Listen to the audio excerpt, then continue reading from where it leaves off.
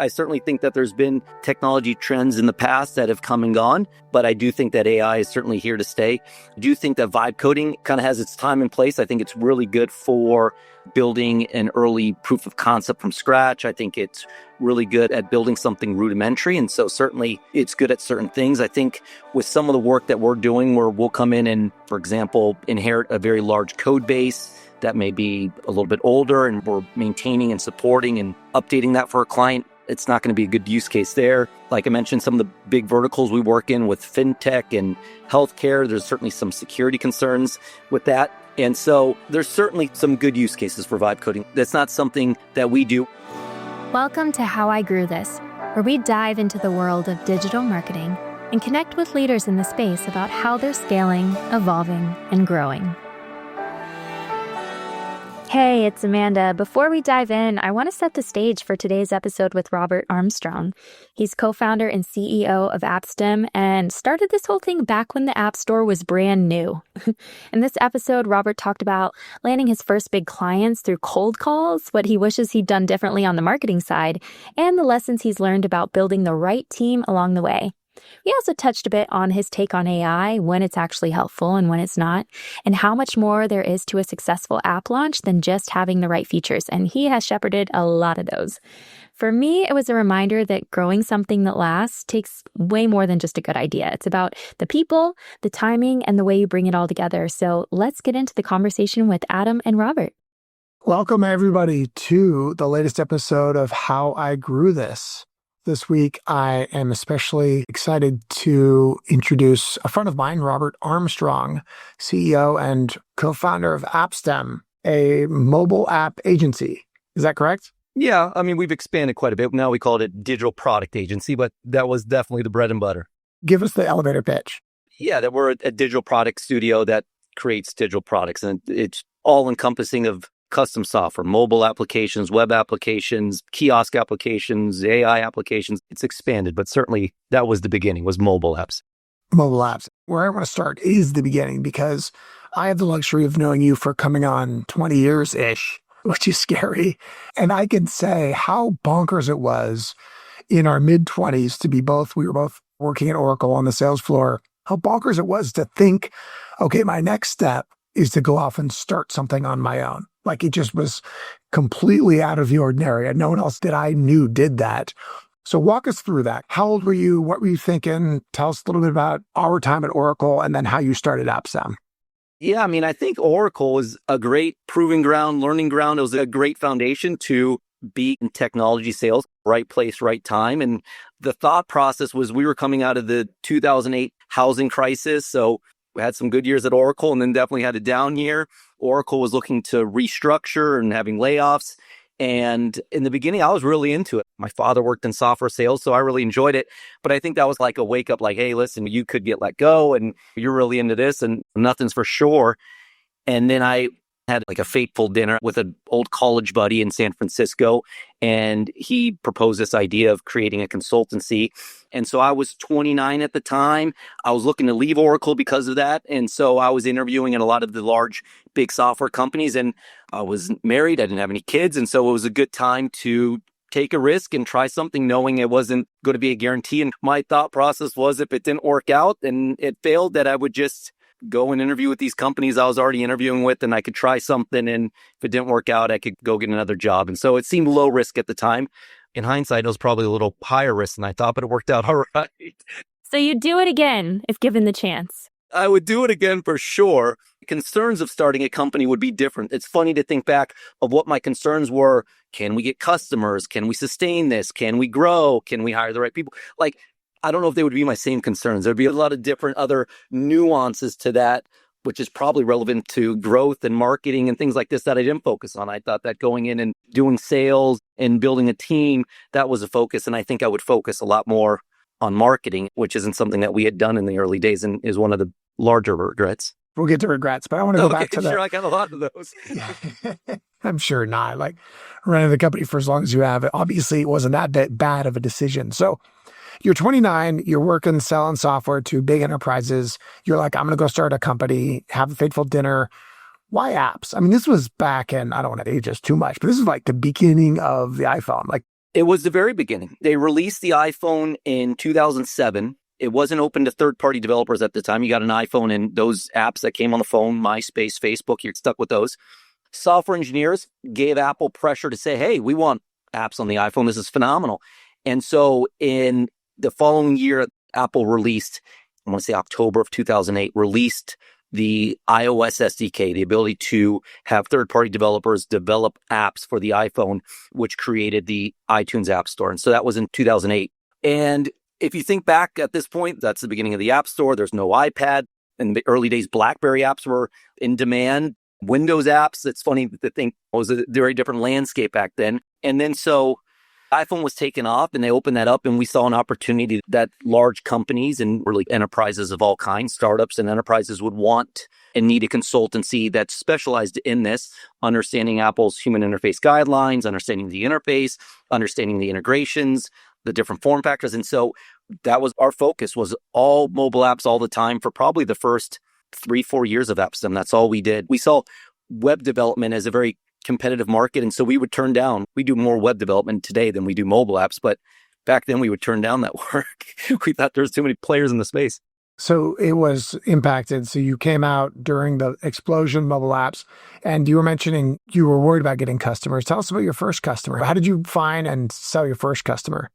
It's an interesting story. So when I had left Oracle that day, I'd flown out to Hawaii to meet up with a friend. And the idea was we were going to take a week off to kind of relax and get some rest, working 5 years at Oracle and then going into starting this venture. And so when we went there, we would go to the gym next to the hotel and work out every morning. And it kind of stood out to me next to the check-in. They had a little banner that said, download the new 24-hour fitness mobile app. And so when I had went back at Oracle, it was very specific. I had a specific territory, specific accounts that I could call on. And then to go territory plan for this new company, the sky was the limit. I could reach out to anyone. And so that had stood out to me at Gold's Gym. And so long story short, I had picked up the phone and cold called the president of Gold's Gym and had a very rudimentary pitch, but essentially said, I saw that your competitor 24-Hour Fitness had just launched a mobile app and wanted to see if it was something that was on their roadmap. And he said, yeah, it is something we're talking about. And I explained that this is something that we focused on. And so he introduced me to their chief marketing officer at the time. And so we worked with Gold's Gym and their agency of record to build the very first Gold's Gym mobile app. And so it was all just, I think from starting the company and having that deal inked was probably 4 or 5, maybe 6 weeks into the company. And it certainly exceeded our expectations. And we were off to the races from there. Wow, what a story. I love that. I wonder if 24-Hour Fitness knows what they inspired. I have no clue. But it is worth mentioning that health, wellness, and fitness to this day is still one of our largest verticals. And so we have a large gym client now, not Gold's Gym, but another large gym client. And we still were members of the Health and Fitness Association and go to wellness and fitness shows. And it's certainly a very large bucket for us to this day, all stemming from that. Yeah, no, I was curious about that. Obviously, Appstem has been around for a long time. So I was curious to learn about the types of customers that you deal with today or the progression of that over the last many years. Sure. Kind of a large bucket, but healthcare is a very large bucket. Early on, maybe a year or two into Appstem, we did the initial Kaiser Permanente, the Permanente Medical Group, that division. We did their mobile applications for all of their Northern California members that integrated with electronic medical records. So you could email a doctor and see upcoming appointments, refill prescriptions, things like this. And so that was a very large project that we did 2011, 2012. Genentech was another early client. So this very broad kind of health, wellness, fitness has been our largest vertical by a long shot. And since then, we've done a lot of work with UCSF, Cedars-Sinai, Geisinger. So I've worked with a lot of large healthcare systems. These are gold AAA clients. Like, how did you, a 20-year-old kid starting his first company, get Gold's Gym like 3 weeks in? Like, how did you even have the capabilities to build a mobile app? It was the very early days. A lot of it was right time, right place. A lot of people see one of our marquee clients as Tesla Motors, and we worked with Tesla Motors for probably 5-6 years, for a long time. The way that we got the Tesla Motors relationship was a non-compete deal because I had interviewed the gentleman that went and worked at Tesla. So before he went and worked at Tesla, he interviewed for a project management role at Appstem. And we were a small company and I was doing the interviews and things like this. And so I guess I made an impression. I remember we chatted with him. He had a phenomenal background. He was a PM at Johnson & Johnson, was a super nice guy. He was into different things. He was living in the city. We were similar age, similar interests. And I told him on the first call, I said, listen, man, I'd love to work with you. I think you'd be great. Your background at Fortune 500 companies, your process, everything sounds great. We're a small company, though. I don't know if we could afford someone like you. And I had an honest conversation with them. And unfortunately, we kind of agreed that we could not afford him, even though we wish we could have. And he ended up getting a job at Tesla Motors. And he had a project to create an iPad application to be used in all the retail stores worldwide. And so because of that one interview that kind of went bad, he remembered me, and I drove down to Palo Alto to Tesla, and we got the job. And it was a massive reference, a massive client for, again, 5-6 years, and all because of an interview that we couldn't afford him. But I guess I was just upfront with him. I've had multiple conversations like that. Some of my best work colleagues, people I've known in the industry forever, I basically said, you'd be bored here, or like, we can't afford you, or like, I have a lot of respect for you. Let's find you another position, because it creates this instant camaraderie of like mutual respect. But from a technical standpoint, like, you were software sales. You're not building the apps. Your co-founder knew how to build the app for Gold's Gym. How did you have the technical chops to get these clients? Yeah. So my partner, Hart Woolery, he's the one that created apps, came up with the name, and I had joined him. I was down in San Diego and I met with him and explained, hey, listen, I do sales. He's a very quiet, introvert guy, very brilliant engineer, but had no interest in doing sales or cold outreach or anything. So it kind of worked out very well that I would focus on getting the clients and the account management and things like this. And he would focus on building out an engineering team to support it. And it grew very organically. We got our first client, as I mentioned, and then we got our second client, and we never took any outside funding. We never took on any debt or anything like this. And so as we brought on more clients, we would build the team around that. And we still do that to this day. And it's always been slow, manageable growth where we can sustain the team. And we've never had any layoffs or anything like this, and just smart, stable growth. This worked out very well for us. You say sustain. This is the next thing I want to know. You've been doing this for what, 15 years? Yeah, I'll be 16 in March. So yeah, 15 and a half. 15 and a half years. And you haven't had any layoffs. You didn't take any funding. This is all organic.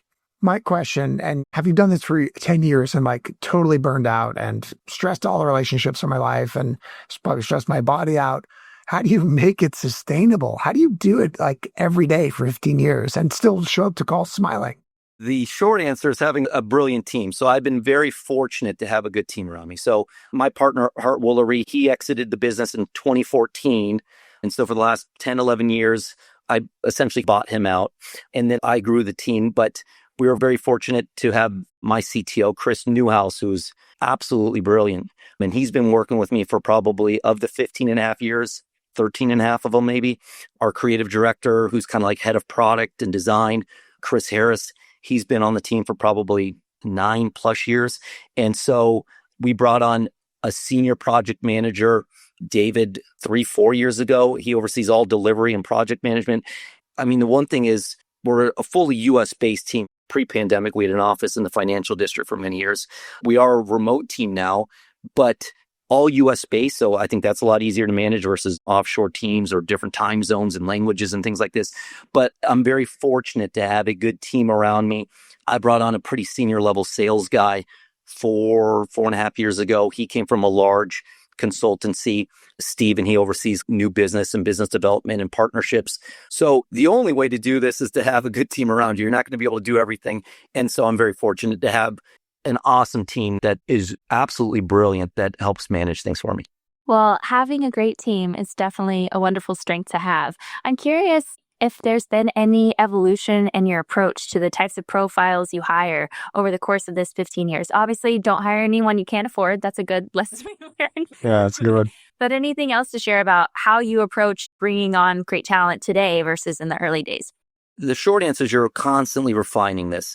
You're learning from bad hires, you're learning from good hires, but it's a constantly evolving process to be able to interview and vet, particularly software engineers, which isn't necessarily as tangible as a sales guy or something like this.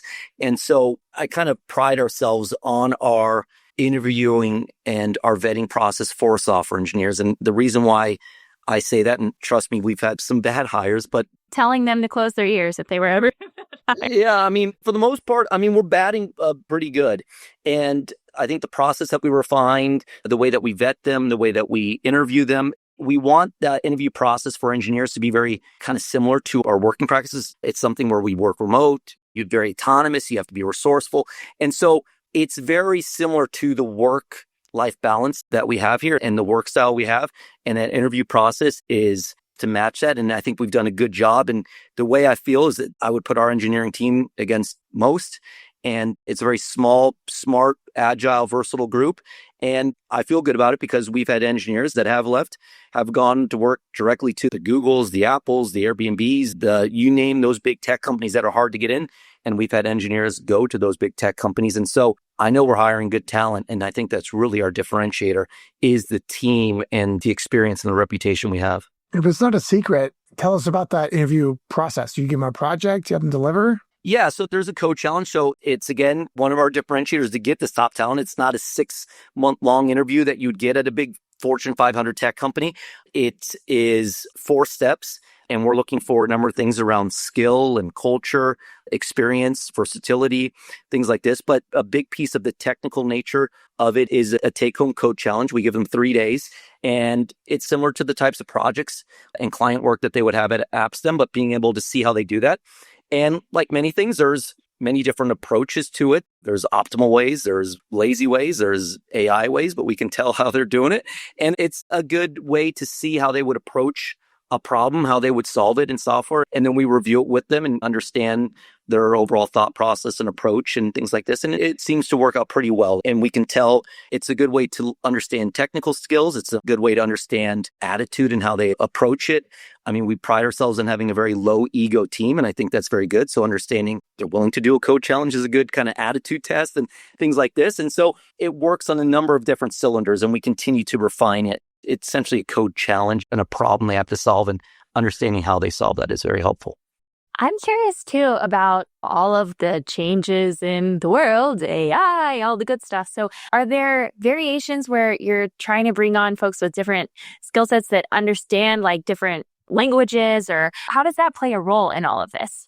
Sure. I mean, certainly we need to have, when folks hire us, that they're going to get a senior level team that is experienced. So we are always hiring for different roles and trends. And I kind of make the joke over the last 15 years that the trends, even in our size of a company, they're very obvious, and you can see how trends come and go. And whether it was blockchain a few years ago or social media apps, or I mean, these things come in waves. Certainly AI is extremely popular for us. We're working on a couple AI projects as we speak that are very exciting. And so now, over the last couple, year or so, been on a large Python hiring because of the wave of AI. And so that's something that we probably haven't hired for in a while, but now we're bringing AI and ML experience and Python engineers on staff to support that. I've got a question about the clients. Since the dawn of the mobile app, you've been helping people launch mobile apps. I'm sure some of them have gone great. I'm sure not because of you guys, but the apps have fallen flat. When you're thinking about building an app or building up something that they're bringing to the customers, what do you think in terms of a project that makes it successful? Like, if you were to say to all the people listening today, what should you frame in your mind about bringing a service to market to make it successful? Sure. I mean, we've worked with, being based in San Francisco, a large number of very early stage startups that are on the friends and family round or pre-seed, and we've helped them launch their initial product to market. And some of these have gone on, like you said, to be acquired for hundreds of millions of dollars was one client that we had, and some have gone on to get acquired, and some have had failure to launch where they didn't really go too far. And so I think a big thing is, especially founders, they get so focused on features and functions, and really they should be focusing on those early customers, the problem they're looking to solve, and really trying to get a product to market that solves that problem. It's software. You could always add more bells and whistles, but they try to really bloat the product in the beginning without user feedback and without having something that's out there in people's hands to be able to iterate on. And so if you get focused on that, it could take longer time to market. It could get very expensive. And so getting something to market, but really focusing on the go-to-market plan, the user acquisition plan, your early customers, how you're going to grow the platform, whether it's a web platform or mobile platform, whatever it is. But being able to focus on customer acquisition is extremely important.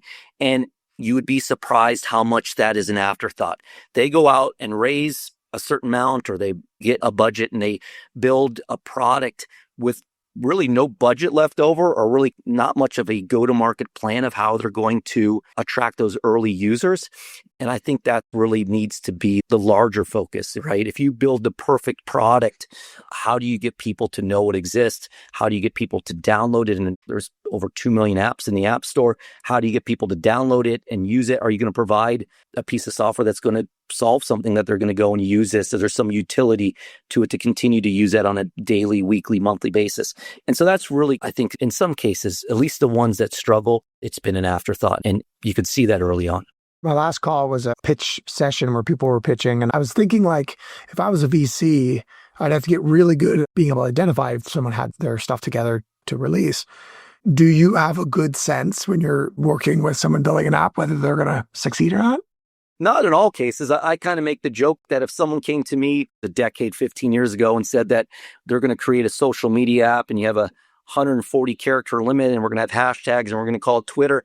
With Facebook, I would have thought that sounds like a terrible idea. So shows you what I know. I'm not saying I know all the answers, but I can generally tell that when there is no go-to-market plan, there is no budget for that, no plan for that, that it would be difficult. And we spend a lot of time and a lot of care to build these software products. So where we don't have any equity or skin in the game, it doesn't really matter to us. But when you spend this much time on something and you really think about it, you really think about the interface and the integrations, and you want it to succeed just because, well, you built that and you want to see it do well. And there's some pride in that.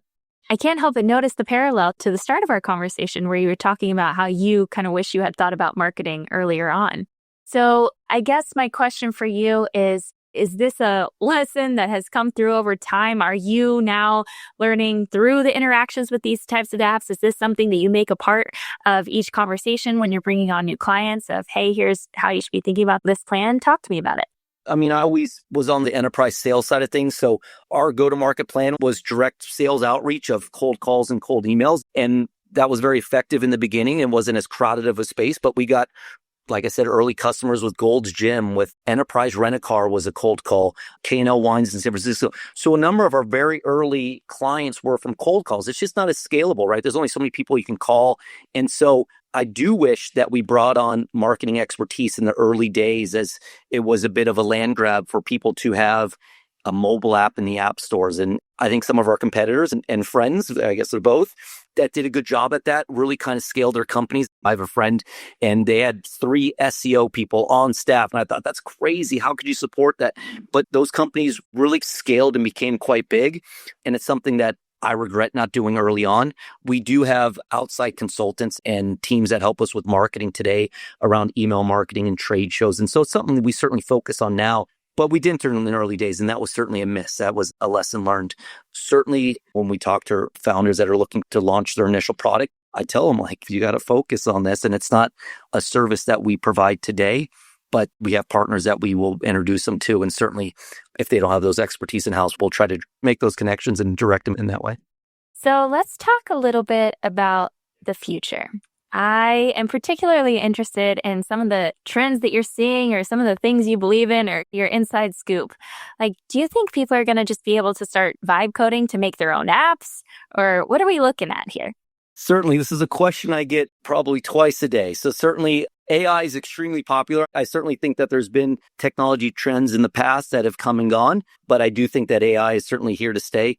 I do think that vibe coding kind of has its time and place. I think it's really good for building an early proof of concept from scratch. I think it's really good at building something rudimentary. And so certainly it's good at certain things. I think with some of the work that we're doing where we'll come in and, for example, inherit a very large code base that may be a little bit older and we're maintaining and supporting and updating that for a client, it's not going to be a good use case there. Like I mentioned, some of the big verticals we work in with fintech and healthcare, there's certainly some security concerns with that. And so there's certainly some good use cases for vibe coding. That's not something that we do. We do use AI internally to help our engineers be more efficient.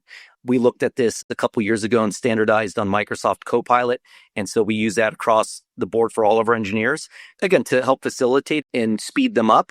And that certainly gives us some efficiencies. AI as a whole has certainly brought us a whole new service phase or book of business where we're building AI apps for our clients. And so we're working on a number of AI projects right now. And those clients, as the more work we do, the more opportunities they see to be able to provide efficiencies or streamline business operations and things like this. So we're working with the large mortgage company to help them with kind of their underwriting process. And so AI is huge, and it's, again, something that we're continuing to try to hire talented AI and machine learning engineers to the team. Python or specifically ML?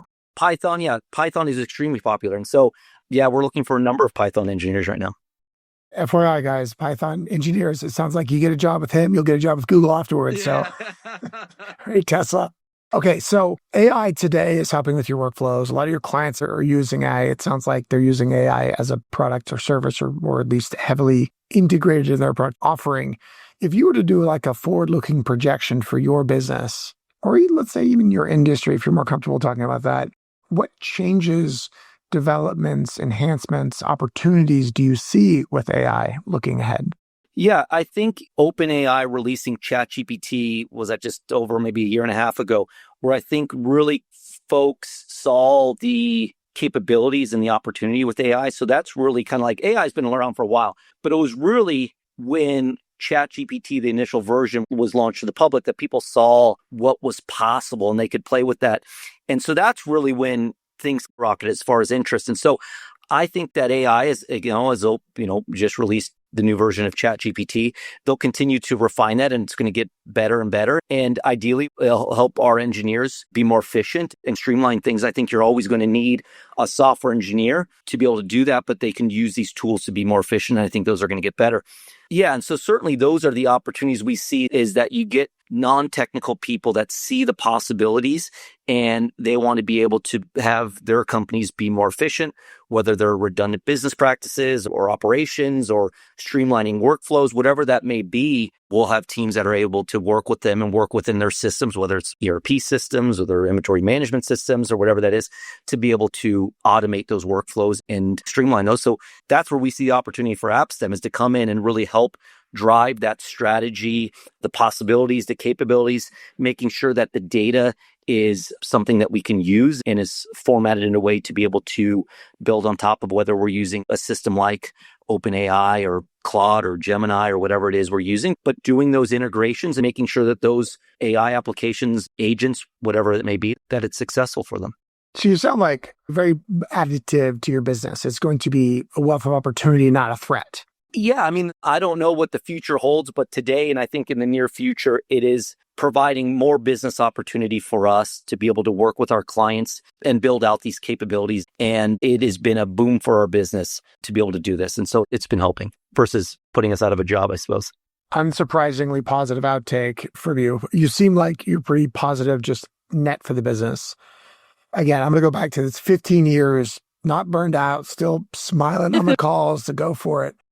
If you were to talk to yourself 15 and a half years ago, young Robert leaving Oracle, what would you tell yourself? What advice would you tell yourself starting your journey?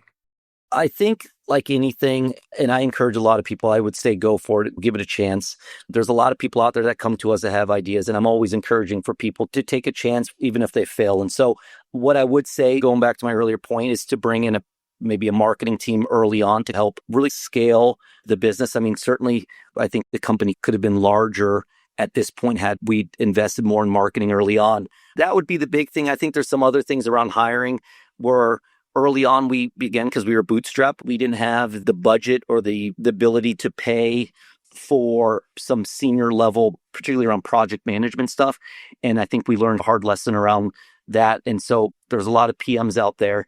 And I've learned that a good project manager is worth their weight in gold. And so that's another lesson that I tell people, is bring in a senior level PM that really has a good process, good client communication, stuff like that. But yeah, it's just things that, like, even early on, you got to make those mistakes to learn them. It's kind of part of the process and it's the way to learn. But yeah, if you look back, I mean, there's only so much you can read in a book. At a certain point, you got to go try things and learn. And again, I've been very fortunate, and the Appstem team and culture is the big piece of this story. And we're very proud to have a near perfect rating on Glassdoor. Not to say that we haven't had some bad hires and learned how to identify those folks during an interview process, but it's hard when you only have maybe talk to a candidate for a total of 3 to 6 hours before you hire them. And so that's, I think, part of it is you're going to learn and fail, and that's how you learn. And that's maybe the best way to learn sometimes. So just to read that back to you and tell me where I'm wrong. Sure. You'd said the advice you'd give yourself is invest more in marketing earlier and then hire better PMs earlier. Figure out a way to get the budget to hire better PMs earlier because they return their ROIs. Yeah. And the easy answer was it was a PM coming in and said, listen, you guys are billing me out below industry rate. If I had the foresight to be able to bill out project management at a higher rate, we could have afforded that. Charge customers more, is that? Yeah. You guys, I mean, he came in and kind of explained, listen, you guys are billing me out too low. When I was at this previous agency, they were billing me out at almost double. And so that was a small tweak. We never had any pushback. And because the big thing, I don't care what service you're providing, whether it's digital product or software development services or whatever it is really client communication and client expectations is what you're managing. And it's a good PM that's going to be able to provide that.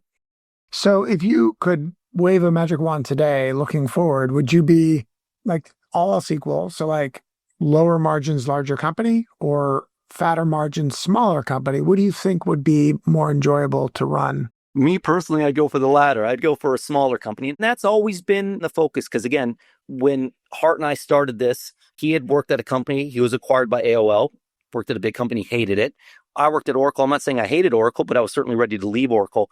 I really enjoyed Oracle, but the housing recession and things like that really kind of put a lot of stress on sales guys. And so you could, and I've learned this from a lot of people and I had a lot of conversations with other much bigger company owners than myself. And I mean, I could go get more clients today at a smaller margin, and that's certainly not the focus. I think we can provide a much better service and a much less stressful experience to the team by having a small group of clients and being able to service them well. And I think that will serve you well. All right. So to wrap us up here, you mentioned early on that y'all have shifted your focus from just apps to broader digital. So as I think back to you being one of the earliest people working on apps, if we really think about it, and all of the different eras of apps that you've seen, and now really your decision to shift that focus to digital. What does that mean? And what does the future look like for companies with apps or app-first companies or companies that, it's a sidebar? The big focus for us is to be able to be where our clients need us and whatever interface that is or wherever their users or consumers are, we want to be there. And so over the last few years, we've seen a big push into touchscreen self-service kiosks. So that's been a big focus for us, creating touchscreen kiosk apps. And so that's a big focus. AI apps, as we talked about, is a huge focus for us. Certainly, we still do a lot of mobile apps to maintain and support those for our clients and build net new mobile apps. Our software development team is the larger development team at this point, doing full-scale web applications. I mean, everything's across the board. So even when we're doing a mobile platform, there's usually some sort of back-end web portal or content management system needed.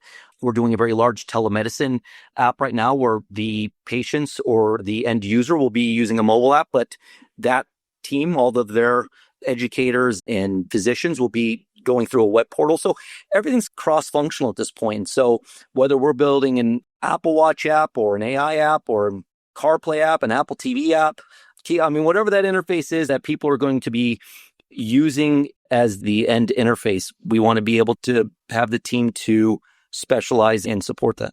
Awesome. Well, thank you so much for coming on, Robert. It was awesome to hear your story and some lessons learned. Robert, it was great catching up. Again, congratulations on the business. It's great to see you still smiling out there. Thank you so much. Thank you so much for listening. If you like the show, please leave a review wherever you listen to this and share with someone trying to grow their career or their business. Until next time, keep growing.